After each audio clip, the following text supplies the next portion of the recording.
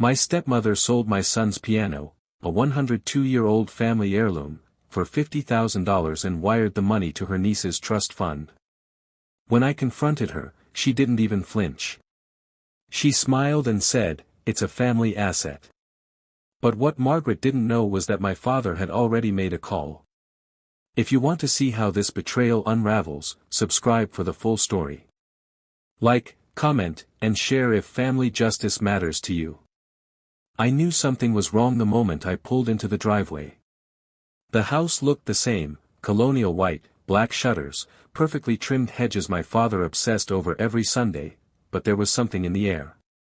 Not literal smoke, but the feeling of smoke. The feeling you get when someone has been busy doing something they don't want you to know about. Julian unbuckled his seatbelt and grabbed his music binder, already humming the opening measures of a Bach invention he'd been working on all week. He was 10, skinny-armed and serious in that way musical kids are, like he'd been born understanding something the rest of us had to study for. "Do you think Grandma Margaret will be there?" Julian asked, adjusting his glasses. "Probably not, buddy," I said, turning off the ignition. "She's been busy with renovations."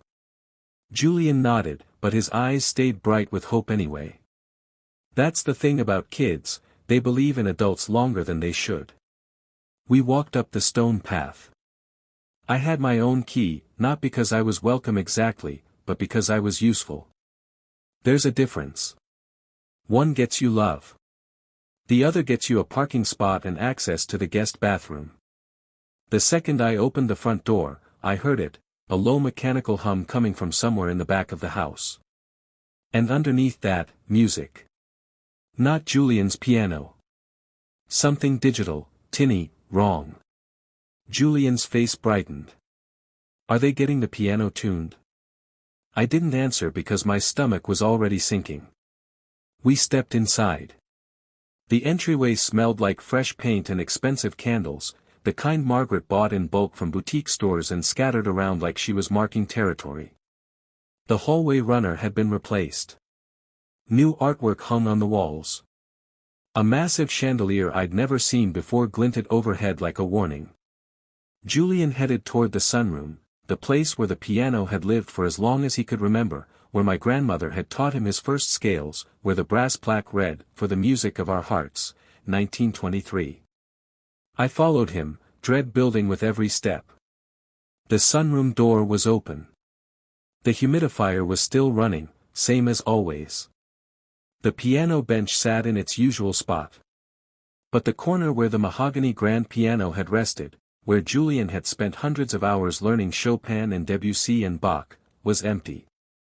Not moved. Not covered. Empty. Julian stopped in the doorway. He didn't gasp.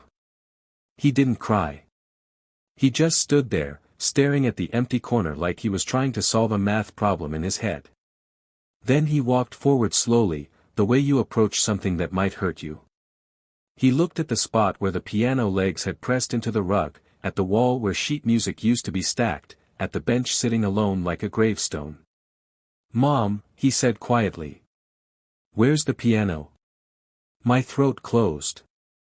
"I don't know, Jules." He swallowed hard. "Did Grandma Margaret move it somewhere safe?" The hope in his voice made me want to scream. "Let me find out," I said, keeping my voice steady even though I already knew. I already knew. I left Julian in the sunroom because I needed him not to see my face when I got the truth.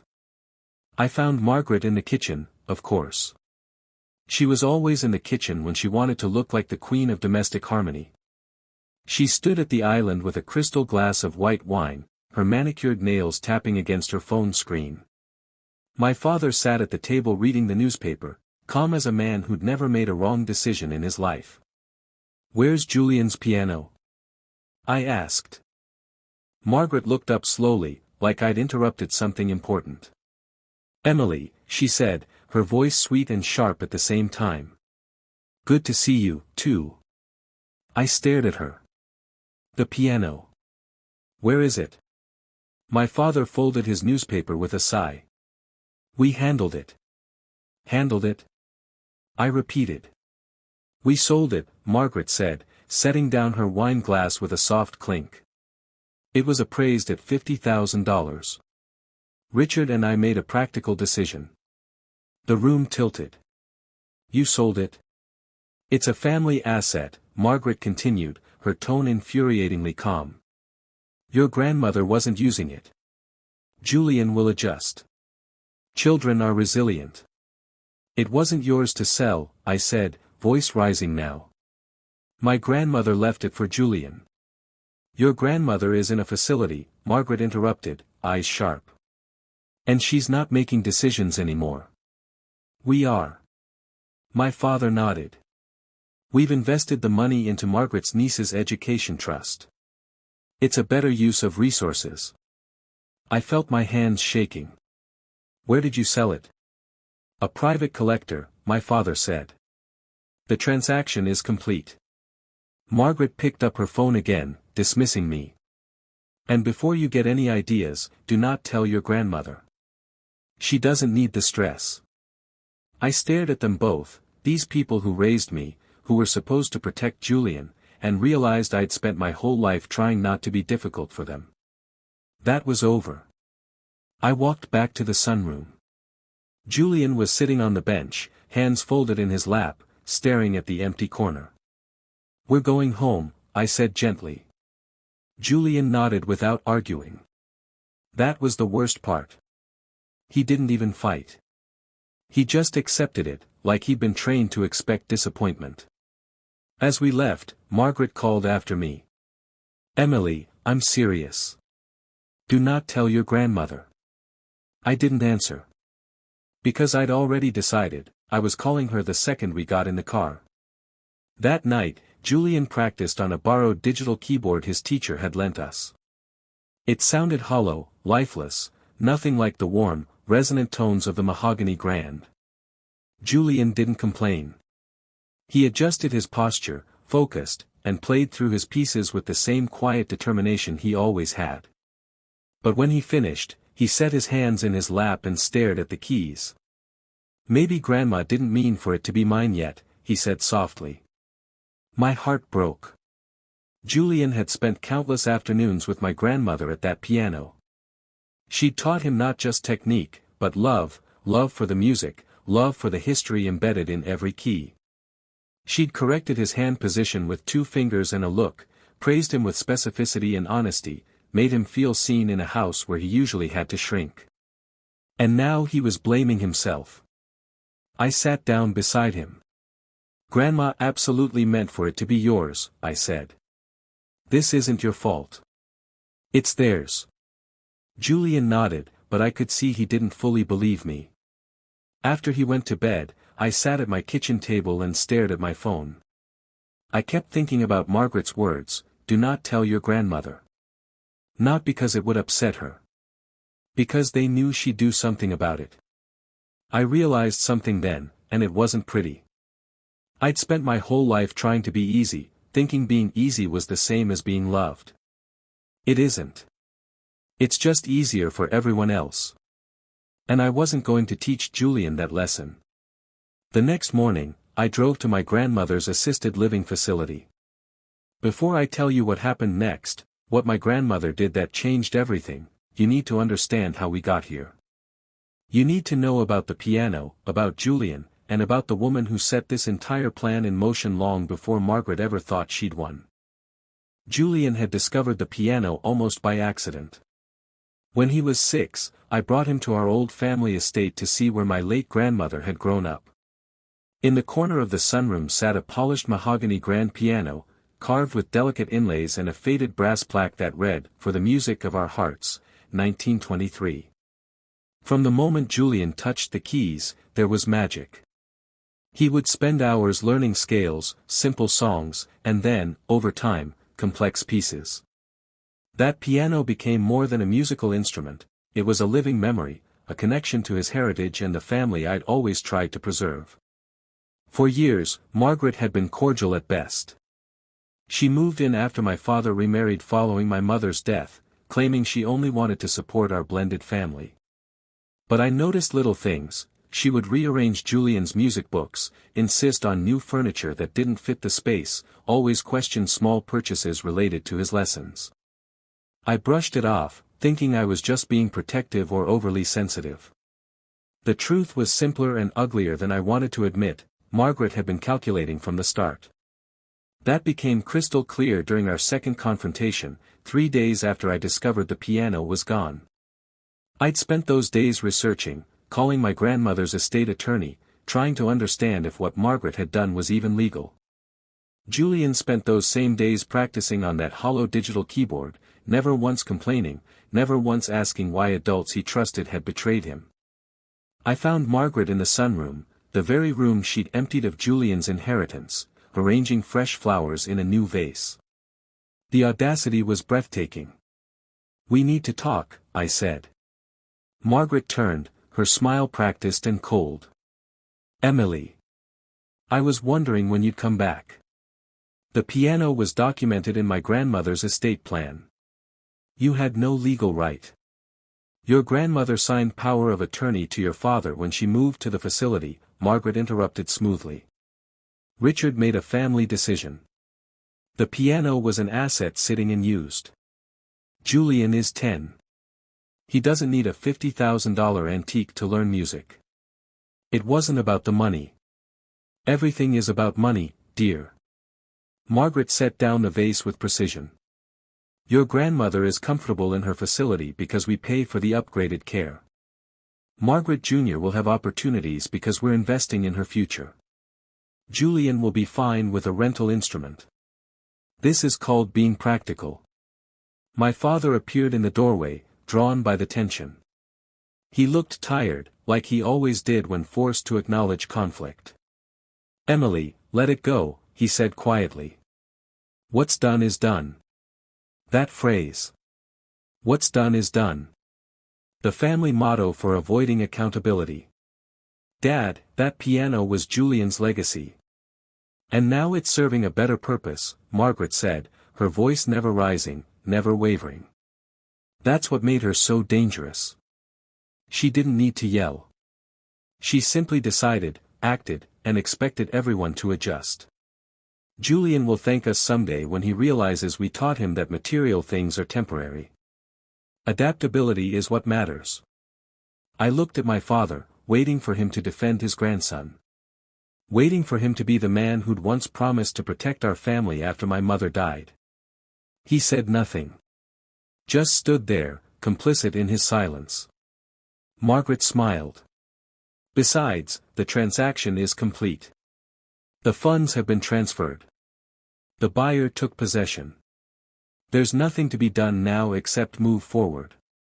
She was wrong about that last part, but I didn't know it yet.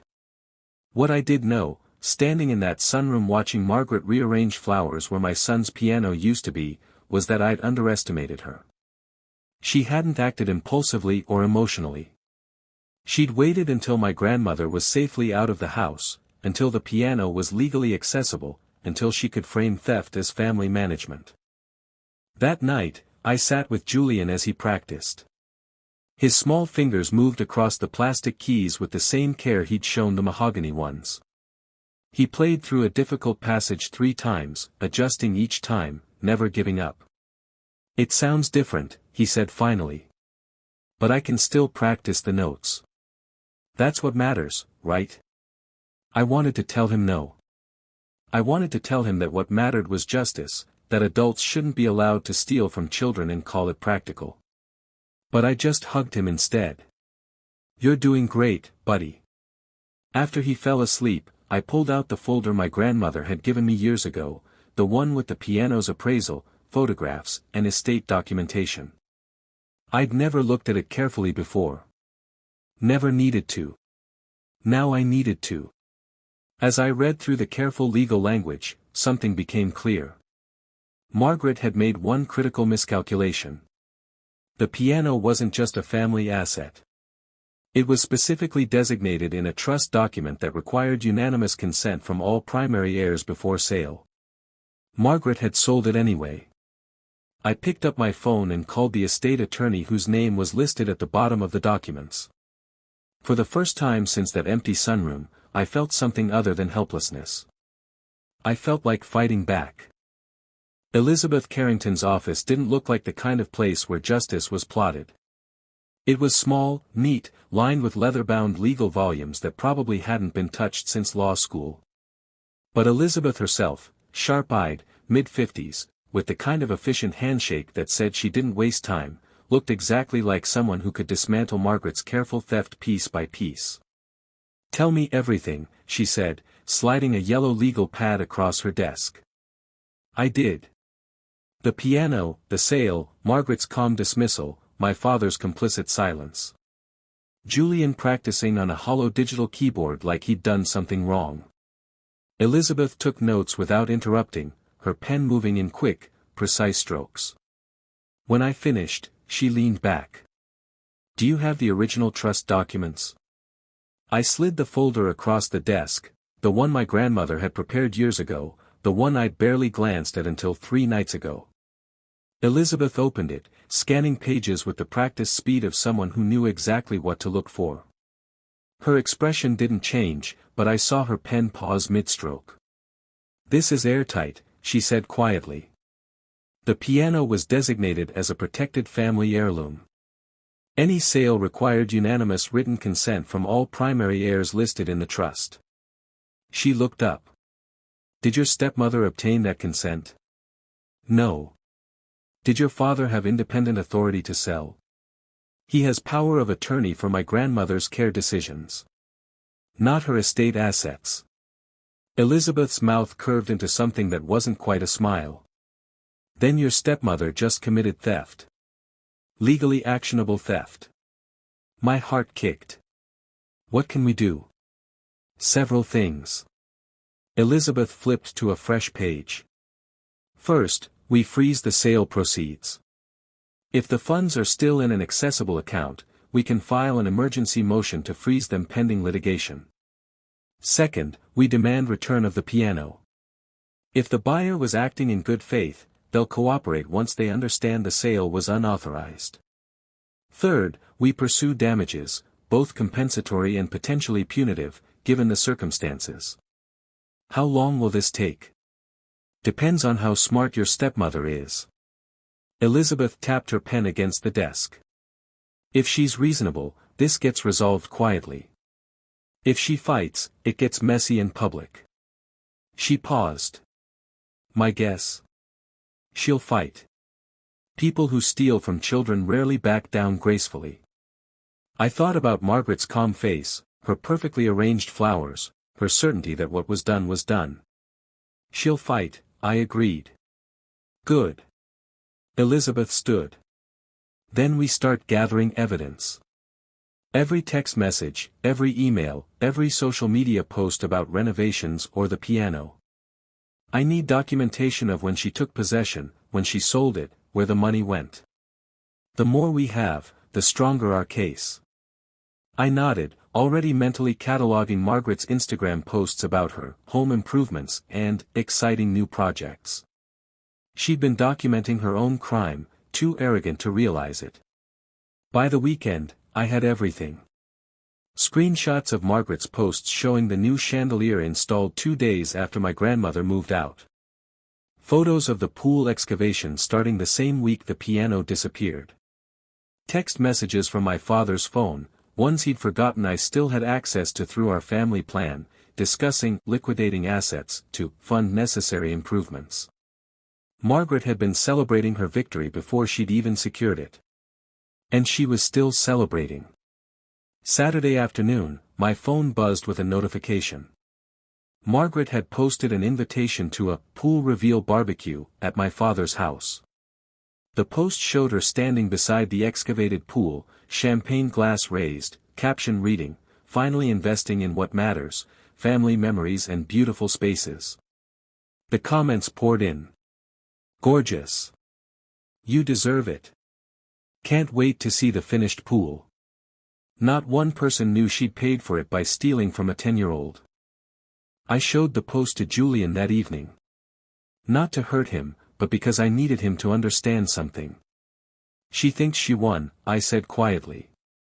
Julian looked at the screen, at Margaret's smiling face, at the hole in the ground where his piano's value had been poured. His expression stayed calm, but his jaw tightened. "Did she?" he asked. I pulled up Elizabeth's last email on my phone, the one outlining our legal strategy, the one that ended with "We have everything we need." "No," I said. "She just thinks she did." Julian nodded slowly. Then he went back to his practice, playing through a Bach invention with the same quiet focus he'd had since the day the piano disappeared. No tantrum. No tears. Just steady, disciplined work. Margaret's overconfidence was loud, public, documented. Julian's dignity was quiet, private, unbreakable. And somewhere between those two extremes, justice was taking shape. Elizabeth called Monday morning. I filed the emergency motion. The hearing is scheduled for next week. Once the judge sees the trust documents and your stepmother's own social media evidence, this moves fast. What do I tell Julian? Tell him, Elizabeth said, that sometimes patience is the most powerful weapon we have. I hung up and watched Julian practice. He didn't know yet that everything was about to change. That Margaret's celebration would be short-lived. That the law moved slowly but moved. For now, he just played. And that was enough. Julian started having trouble sleeping on the fourth night after the piano disappeared. I found him at 2 a.m., sitting at the digital keyboard with the volume turned down so low I could barely hear it.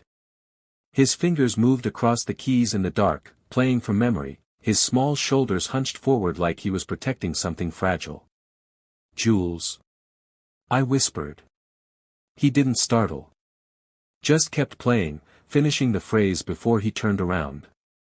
"I keep forgetting it's not there," he said quietly. "I dream about practicing, and then I wake up and remember." My throat tightened. "You can practice here anytime you want. It's not the same." He looked down at the plastic keys. "This one doesn't, it doesn't feel anything when I play. The real piano, it was like it was listening. Like it answered back." I sat beside him on the bench. "I know. Do you think the person who bought it plays it?" he asked. "Or do you think they just keep it in a room somewhere?" The question gutted me. Because I'd wondered the same thing. Was some collector storing Julian's inheritance in a temperature-controlled vault, never touching it? Or had they bought it for their own child, some kid who'd get to experience the magic that should have been Julian's? "I don't know, buddy." Julian nodded and turned back to the keyboard. He played another measure, then stopped. "Mrs. Caldwell says my technique is getting sloppy. She says the keys on this thing don't have the right resistance, so my fingers are learning bad habits." His music teacher had called me the week before, her voice careful and concerned. "Julian is trying so hard, but he needs a proper instrument. The digital is fine for now, but if this goes on much longer." She didn't finish the sentence. She didn't have to. School became harder, too. Not academically, Julian had always been smart, focused, but socially. Emotionally. His best friend Noah asked why he hadn't been coming to the music room during lunch anymore. Julian used to spend that time practicing on the school's upright piano, working through pieces, losing himself in the music the way some kids lost themselves in sports or video games. Now he ate lunch in the library, quiet and alone. "Why don't you still practice?" I asked one evening. Julian shrugged, not meeting my eyes. "It feels wrong. Like I'm cheating on the real piano." He was 10 years old and talking about betrayal like a heartbroken adult. The worst part was family gatherings. The ones I couldn't avoid without making everything more awkward than it already was.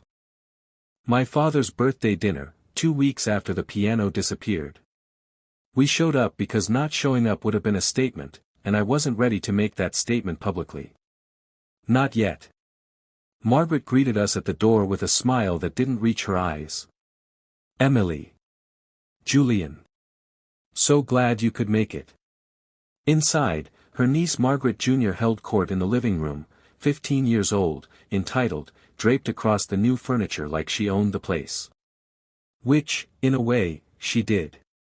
Her education trust had been funded with Julian's inheritance.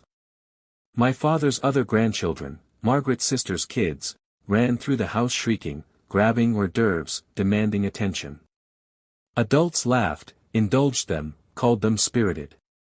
Julian sat on the edge of a chair, hands folded in his lap, barely speaking. When Margaret Jr. saw him, she smirked. "Hey Julian.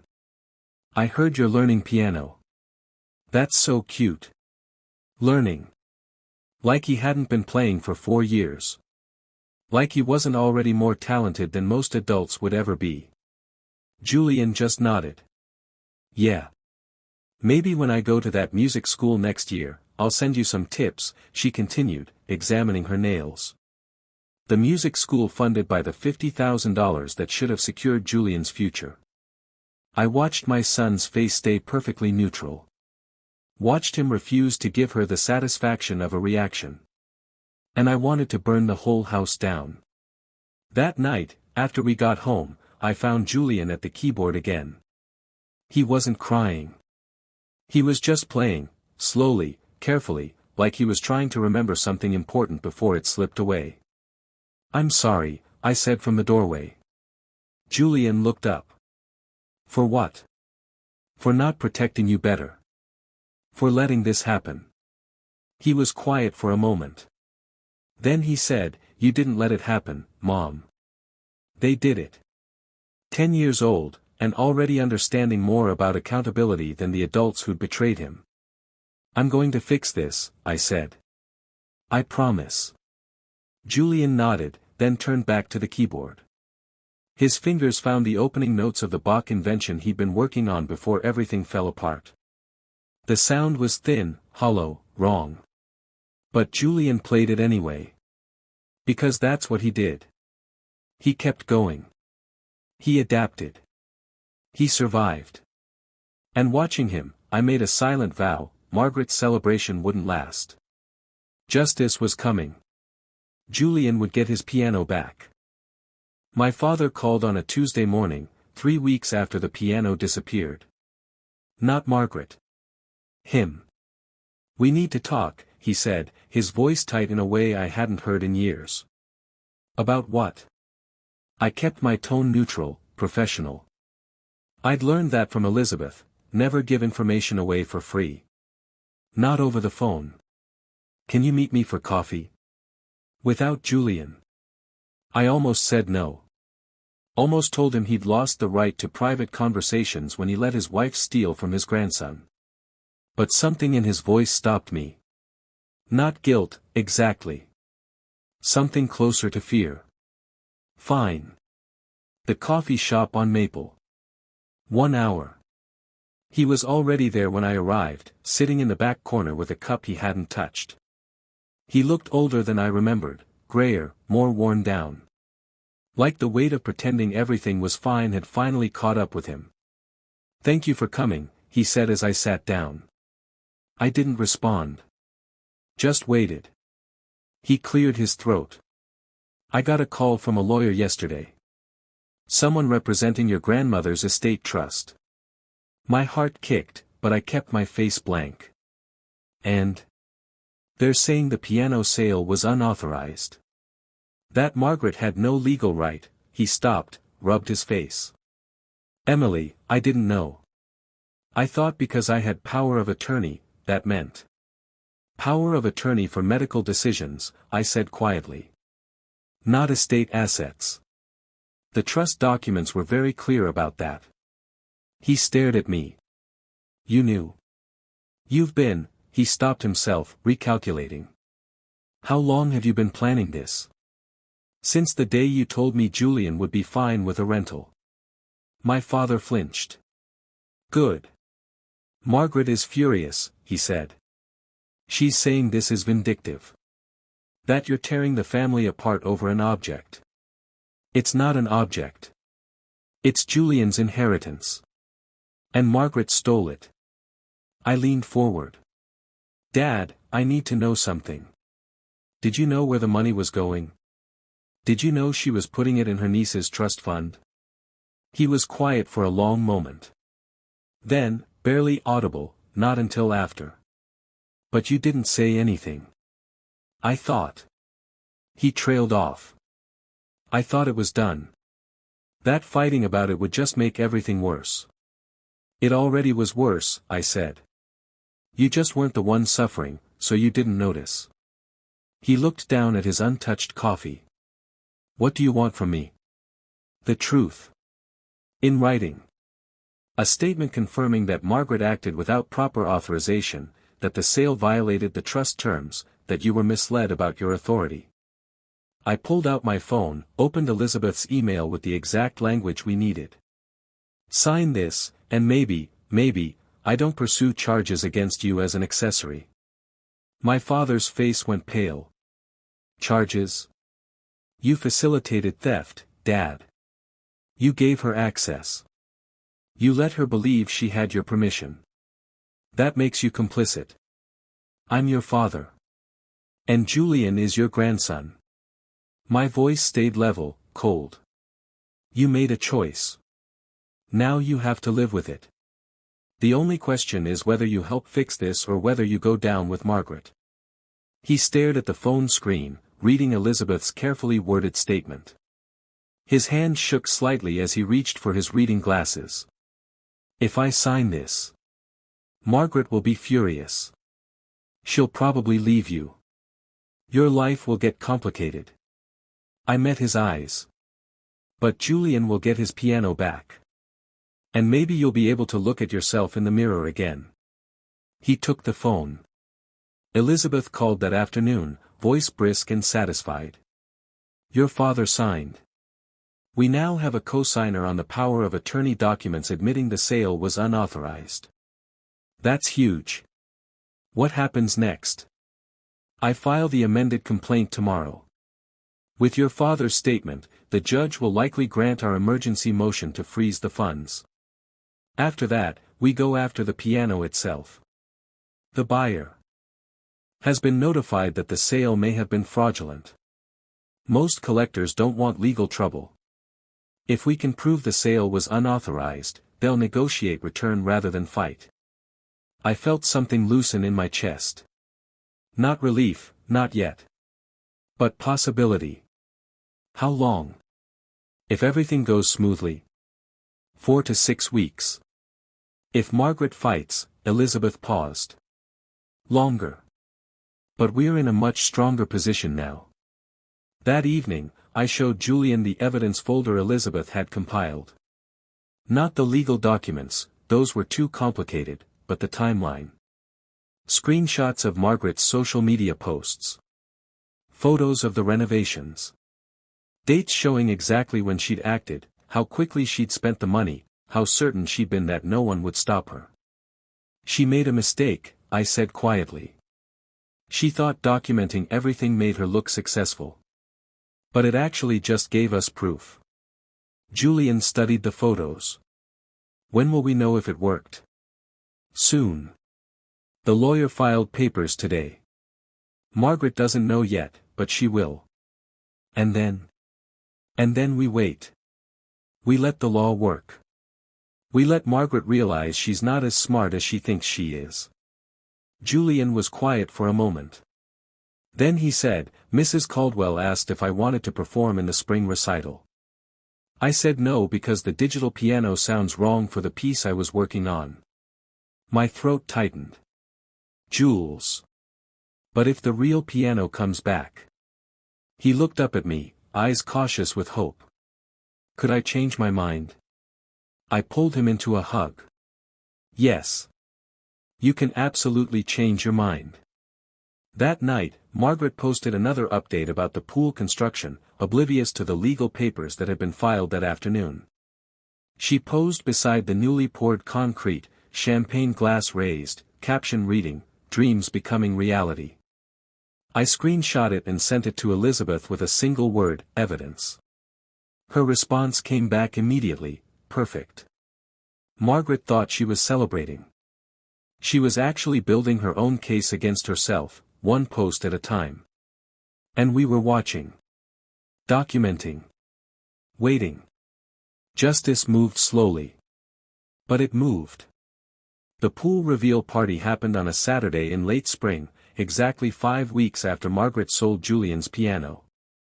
The invitation had gone out to the entire extended family, aunts, uncles, cousins, neighbors, Margaret's book club friends, people I'd never even met. The Facebook event had 47 confirmed attendees and a description that made my stomach turn, celebrating new beginnings and beautiful investments. Join us for barbecue, drinks, and the grand reveal of our stunning new pool. I wasn't invited. Not directly, anyway. The invitation appeared in the family group chat with a breezy hope everyone can make it. That somehow managed to include and exclude me simultaneously. Elizabeth had advised me to go. Document everything, she'd said. Margaret's overconfidence is our best weapon. Let her perform. So Julian and I showed up at 2 p.m., armed with a store-bought pasta salad and my phone set to discreetly record. The backyard had been transformed. The excavated hole was now a gleaming rectangle of turquoise water, surrounded by pristine cream pavers and bordered by professional landscaping that must have cost thousands. Underwater LED lights. A stone waterfall feature. Cushioned lounge chairs arranged like a resort. Margaret held court beside the pool in a white linen dress, her hair professionally styled, holding a champagne flute like she was starring in her own lifestyle magazine spread. "Emily," she called out when she saw me, her voice bright with performed warmth. "I'm so glad you came. And Julian, sweetheart, the pool is perfect for kids. You should try it later." Julian clutched his towel but didn't move toward the water. Several of Margaret's nieces and nephews were already splashing, shrieking, being served popsicles by my father like he was running a country club. "It's beautiful," I said neutrally, scanning the crowd. At least 30 people, all smiling, congratulating Margaret and my father on their vision and investment. Not one of them knew how it had been funded. Margaret grabbed my arm, pulling me toward a group of her friends. "Everyone, this is my stepdaughter Emily and her son Julian. Emily, I was just telling everyone about our renovation journey. It's been such a process, but so worth it." A woman in oversized sunglasses nodded enthusiastically. "Margaret, you've absolutely transformed this space. How did you even decide to do this?" Margaret laughed, the sound light and carefree. "Honestly, we had an unexpected windfall. Richard and I realized we'd been holding on to assets that weren't being used, and we thought, why not invest in something the whole family can enjoy? Assets that weren't being used." That's how she described Julian's piano. Like it had been gathering dust instead of being played daily by a child who loved it. "Such smart financial planning," another guest said. "Most people just let valuable things sit around." "Exactly." Margaret beamed. "We sold an old piano, beautiful piece, but honestly, it was just taking up space. Got an incredible price for it, and look," she gestured grandly at the pool, "now we have something everyone can appreciate." I felt my jaw tighten, but I kept my expression neutral. Beside me, Julian had gone very still. "Julian was learning on that piano, weren't you, sweetheart?" Margaret said, her voice dripping with false sympathy. "But he's doing just fine with a rental now. Children are so adaptable."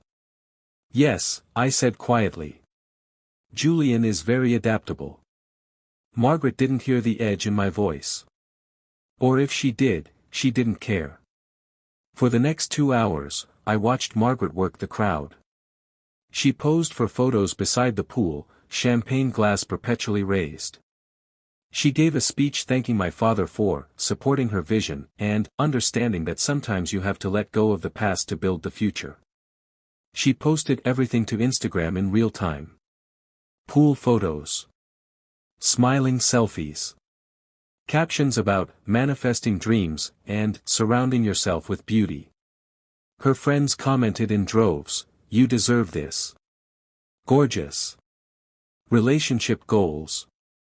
I screenshot everything and sent it to Elizabeth with timestamps. Meanwhile, Julian sat at the edge of the patio, feet dangling, watching the other kids swim. Margaret's niece Margaret Jr. cannonballed into the pool, splashing everyone, and the adults laughed like it was adorable instead of rude. When Julian quietly asked if he could have a popsicle, my father hesitated, then said, "Let the younger kids go first, buddy. There's plenty." There was no shortage of popsicles. There was just a hierarchy, and Julian had learned where he stood. As the party wound down, Margaret cornered me near the dessert table, slightly tipsy, her guard down. "Emily, I hope you can let go of all that tension about the piano," she said, her hand on my arm.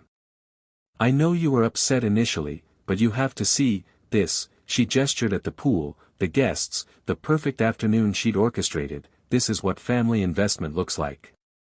Julian will understand when he's older." "Maybe," I said. "Richard and I made a smart choice. A legal choice. We had every right."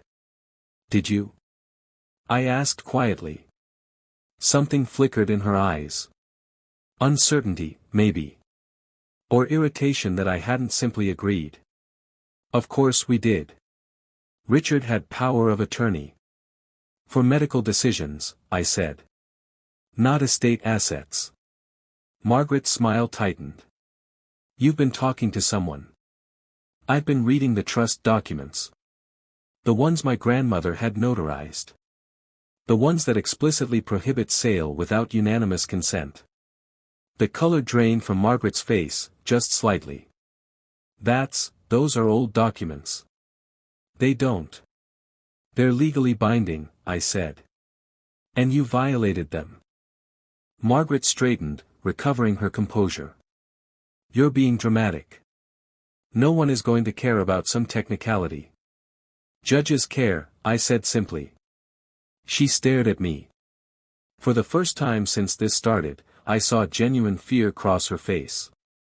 Then she laughed, sharp, forced. "You wouldn't." I didn't answer. Just held her gaze until she looked away.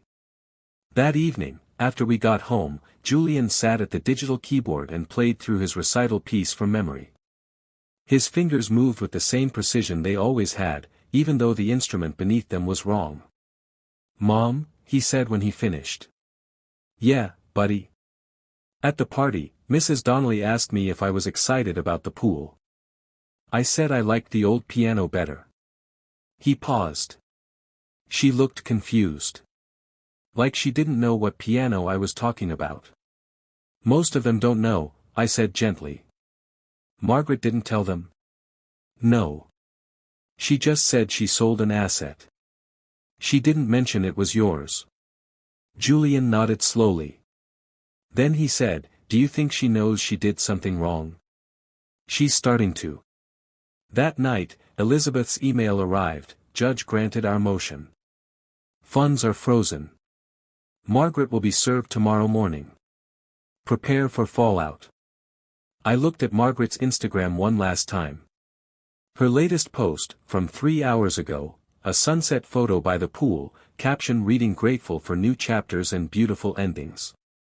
Beautiful endings. She had no idea hers was just beginning. The process server found Margaret on a Monday morning at 9:47 a.m., according to the timestamp on the delivery confirmation Elizabeth forwarded me. I imagined her opening the door in her expensive athleisure wear, fresh from yoga or Pilates or whatever Margaret did to maintain the illusion of effortless perfection.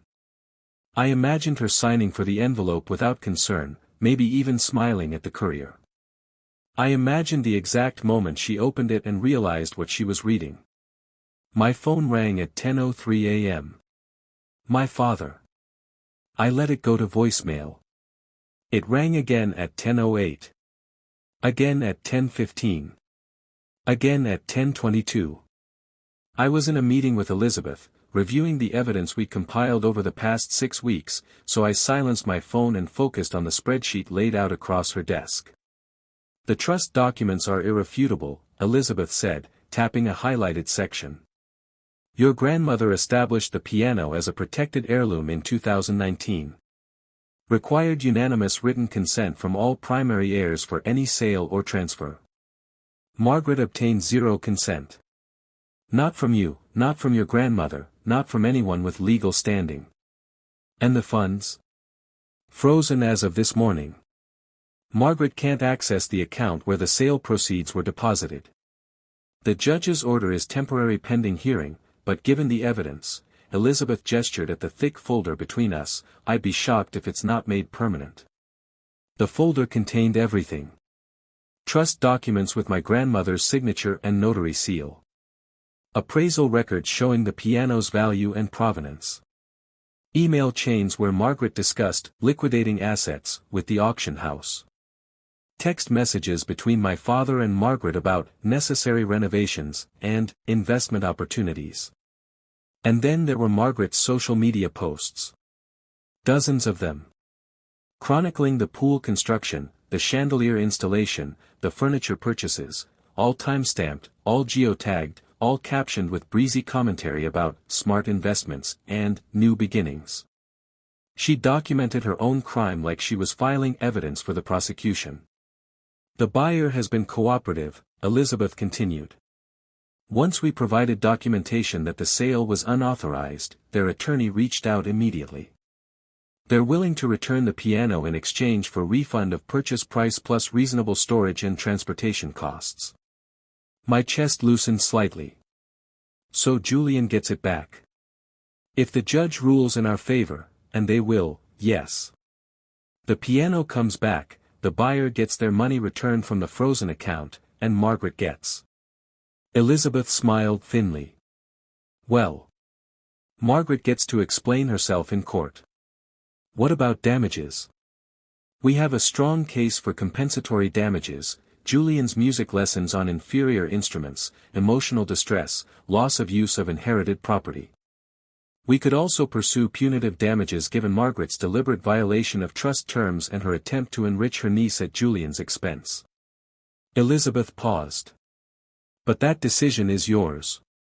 How far do you want to push this?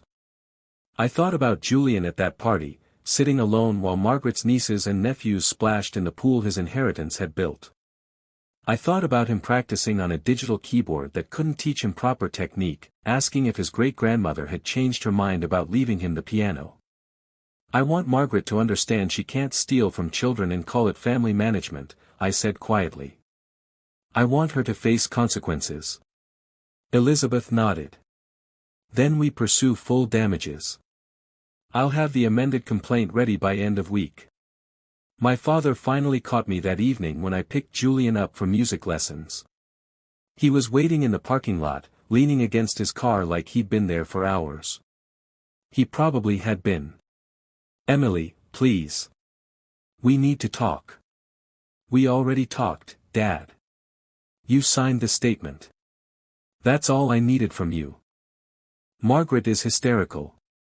She's saying you ambushed her, that you're being vindictive. I'm being protective, I corrected. Of my son. The one whose inheritance she stole. The lawyer is saying she could face criminal charges.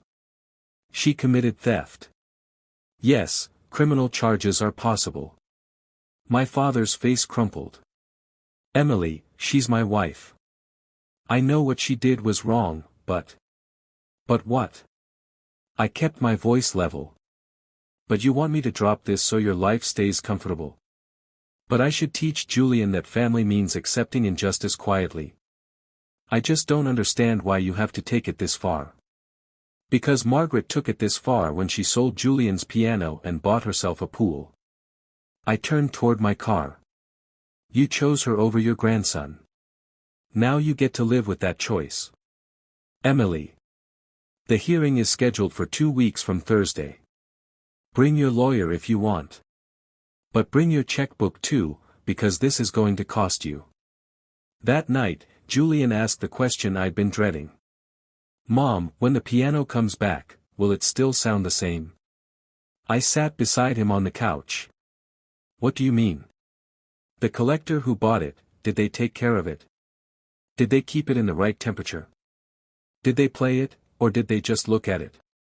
The anxiety in his voice broke my heart. I don't know yet, buddy. But even if it needs some work, we'll get it fixed. Elizabeth says professional restoration is part of what Margaret will have to pay for. Julian nodded, processing. Great-grandma wanted me to have it. Not because it was expensive, but because. He trailed off, searching for words. Because it was supposed to connect me to her. To the family. To everyone who played it before me. I know. Margaret didn't understand that, did she? No, I said. She didn't. Julian was quiet for a moment. Then he said, I'm glad you're fighting for it. Even if it takes a long time. I pulled him close. It's worth fighting for. You're worth fighting for. Elizabeth called 2 days later with an update. Margaret's attorney reached out requesting a settlement conference. They want to negotiate before the hearing. What does that mean? It means Margaret is scared. She's realizing the judge is going to rule against her, and she wants to minimize damage. Elizabeth paused. We have all the leverage here. The question is what outcome you want. I thought about Julian's question, will it still sound the same? I want the piano returned in perfect condition. I want all legal fees covered. And I want Margaret to admit in writing that she violated the trust terms and stole from Julian. That last one will be harder. Admissions of wrongdoing. Then we go to court, I said. Let a judge say it publicly. Elizabeth was quiet for a moment. Then she laughed softly. I'll draft the response. That evening, I noticed Margaret's Instagram had gone quiet. No new posts. No champagne toasts. No pool photos. Just silence. The kind of silence that comes when someone realizes they're not winning anymore. The settlement conference took place in a windowless conference room at Elizabeth's law firm on a gray Thursday afternoon. The kind of room designed for uncomfortable conversations, plain walls, fluorescent lighting, a long table that put maximum distance between opposing parties. Margaret arrived with her attorney, a thin man in an expensive suit who looked like he'd rather be anywhere else. My father came too, sitting slightly apart from Margaret, his discomfort visible in the rigid way he held his shoulders. I sat beside Elizabeth, our evidence folders stacked between us like ammunition. Margaret wouldn't look at me. She stared at the table, at her attorney, at the generic landscape painting on the wall, anywhere but at my face. Thank you all for coming, Elizabeth began, her voice professionally neutral. We're here to discuss the unauthorized sale of a protected family heirloom and the violation of established trust terms. My client is willing to negotiate a resolution, but let's be clear about the facts. She opened the first folder. Trust documents. Appraisal records. Email chains. Social media posts. Each piece of evidence carefully tabbed and highlighted. Margaret's attorney shifted uncomfortably. My client maintains she acted in good faith based on her understanding of her husband's power of attorney, which explicitly excluded estate asset decisions. Elizabeth interrupted smoothly. She slid a document across the table. Page 3, Section 2B. Medical and care facility decisions only. No authority over property designated in the family trust. Margaret's attorney scanned the document. His expression tightened. Furthermore, Elizabeth continued, the trust documents required unanimous written consent from all primary heirs before sale. Mrs. Margaret Donovan obtained zero consent. Not from Mrs. Emily Parker, not from the original trustor, not from anyone with legal standing.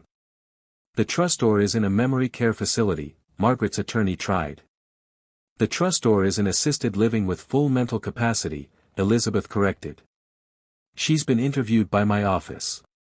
She explicitly stated she never authorized this sale and never intended for the piano to leave family possession. Margaret flinched. That detail, that my grandmother had been interviewed, had made her wishes clear, seemed to land harder than any legal argument. My client is willing to return the sale proceeds, Margaret's attorney began. The sale proceeds are already frozen by court order, Elizabeth said. What we're discussing is, 1. Immediate return of the piano in its original condition. 2. Coverage of all legal fees and costs. 3. Coverage of restoration and transportation costs. 4. Compensatory damages for Julian's loss of use and emotional distress. And 5. A written admission of wrongdoing. Margaret's head snapped up. I'm not admitting to anything criminal. Then we proceed to hearing, Elizabeth said simply. Where a judge will make findings of fact in open court. On the record. Publicly. The color drained from Margaret's face.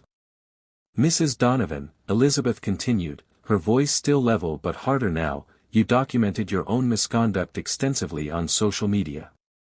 You posted about using sale proceeds for renovations. You bragged about smart investments and letting go of unused assets.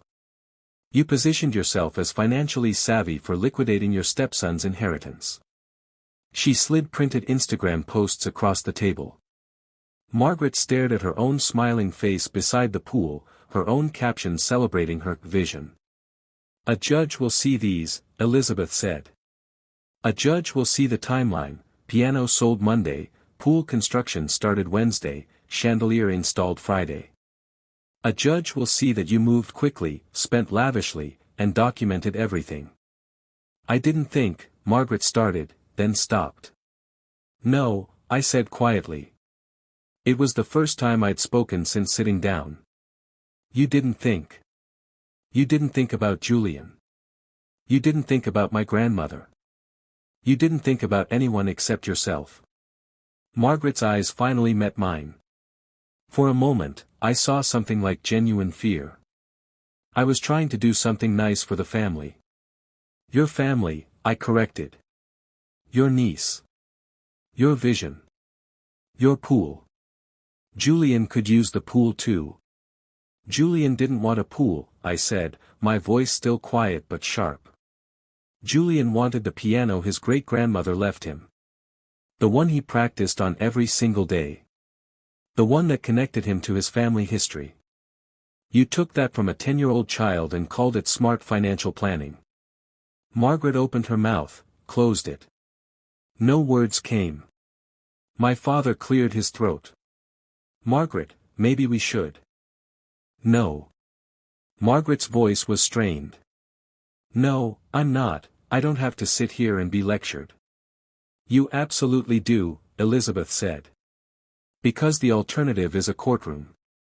Where these facts become public record. Where the judge asks why you prioritized a pool over a child's inheritance. Where your social media posts get entered as evidence of your mindset. Margaret's attorney leaned close, whispered something. Margaret's face went from angry to pale. What are your terms? Her attorney asked finally. Elizabeth slid a typed document across the table. Piano returned within 30 days, professionally inspected and restored if needed. All legal fees paid within 60 days. Written acknowledgement that the sale violated trust terms. No admission of criminal intent required, but clear acknowledgement of error and harm caused. And if we agree? Margaret's attorney asked. Then we settle. No public hearing. No findings of fact on court record. This stays private. Margaret stared at the document. Her hands shook slightly as she reached for it. I need to think. You have 72 hours, Elizabeth said. After that, we proceed to hearing. The judge has already seen the preliminary evidence. They're not inclined to be sympathetic. We left the conference room in silence. In the parking lot, Elizabeth turned to me. She'll settle. Her attorney knows they have no defense. And if she doesn't? Then we win in court. It'll just be messier and more public. Elizabeth smiled slightly. Either way, Julian gets his piano back. I drove home, my hands steady on the wheel, my mind clearer than it had been in months. When I walked in, Julian was practicing. He looked up, eyes questioning. The lawyer met with Margaret today, I said. And Margaret is realizing she made a big mistake. Julian's fingers stilled on the keys. Does that mean? Not yet, I said gently. But soon. Julian nodded slowly. Then he turned back to the keyboard and continued playing. The same piece he'd been working on since before the piano disappeared. The same notes, the same careful precision. Still adapting. Still practicing. Still hoping. But this time, hope had evidence behind it. This time, hope had legal force. And Margaret was finally understanding what that meant. Margaret settled on the third day, exactly 1 hour before the deadline expired. Elizabeth called me with the news while I was making dinner. She signed everything. Piano return, legal fees, written acknowledgement. Her attorney just sent the executed agreement. I set down the knife I'd been using to chop vegetables and gripped the counter. It's over. The legal part? Yes. The piano transport company will contact you within the week to schedule delivery. Elizabeth paused. Emily, you did it. You protected your son. After I hung up, I stood in my kitchen for a long moment, letting it sink in. Then I walked to Julian's room, where he was doing homework at his desk. Jules. He looked up, pencil still in hand. The piano is coming home.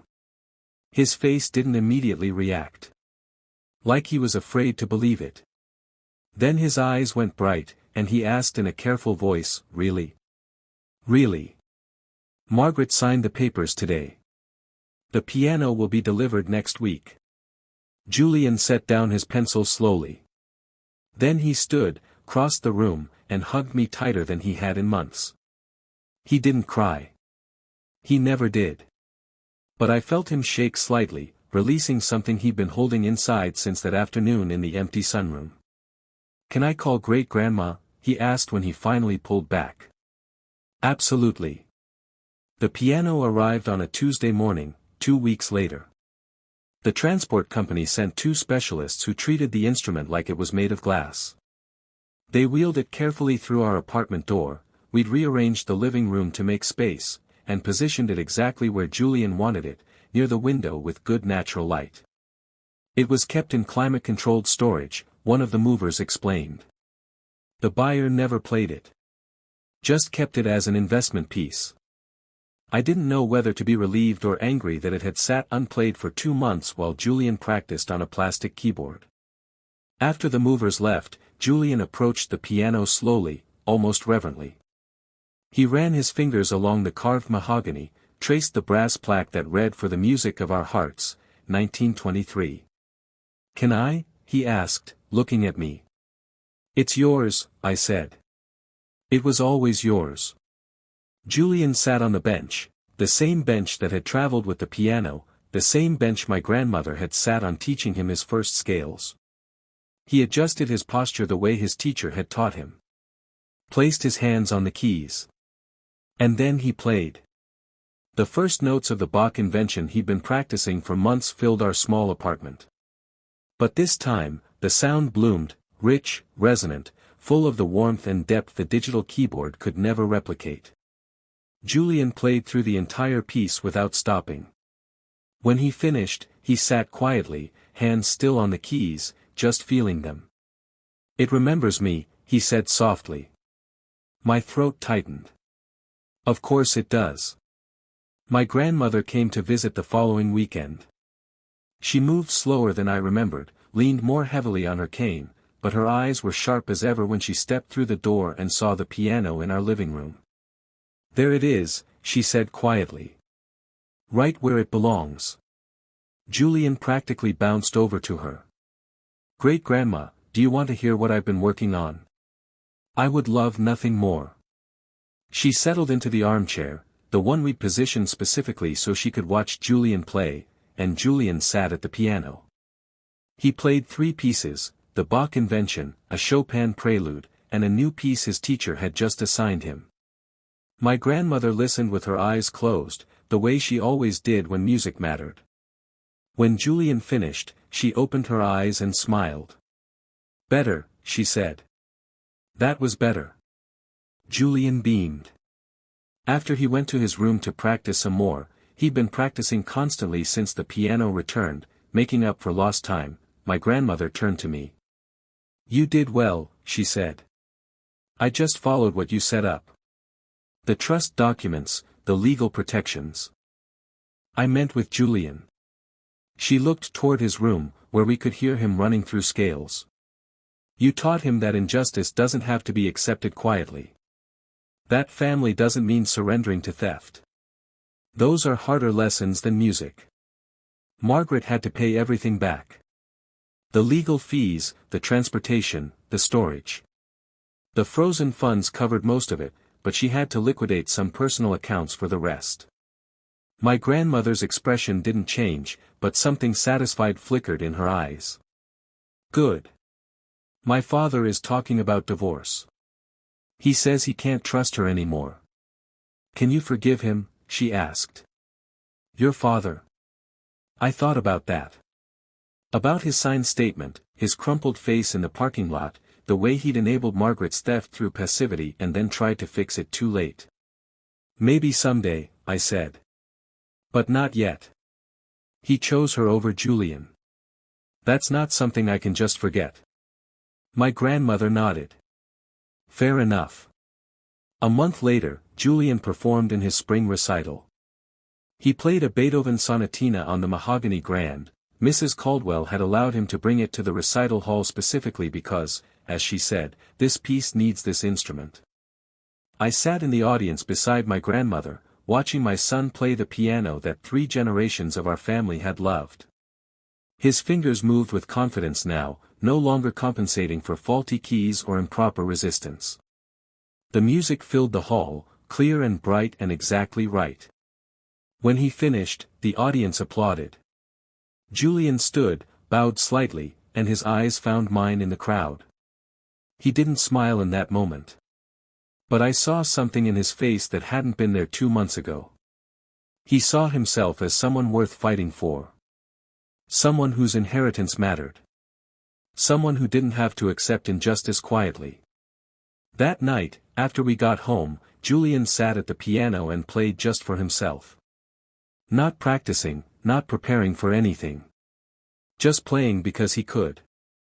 I watched from the doorway, thinking about everything we'd been through. The theft, the confrontation, the legal battle. Margaret's overconfidence and eventual surrender. My father's complicity and weak attempts at redemption. And through it all, Julian, quiet, resilient, patient, continuing to practice even when the instrument beneath his fingers was wrong. "Mom." Julian called without stopping his playing. "Yeah, buddy. Thank you for not giving up." I crossed the room and stood beside the piano, one hand on its smooth mahogany surface. "Thank you for being worth it," I said. Julian kept playing, and I listened, and the piano that had survived a century of family history, through wars, deaths, marriages, betrayals, and now one final reclamation, filled our small apartment with music. Margaret had tried to erase that legacy for the price of a pool. But legacies aren't so easily erased. Not when someone is willing to fight for them. Not when justice, however delayed, is finally served. The music continued, warm and true, exactly as it was always meant to be. And we were home.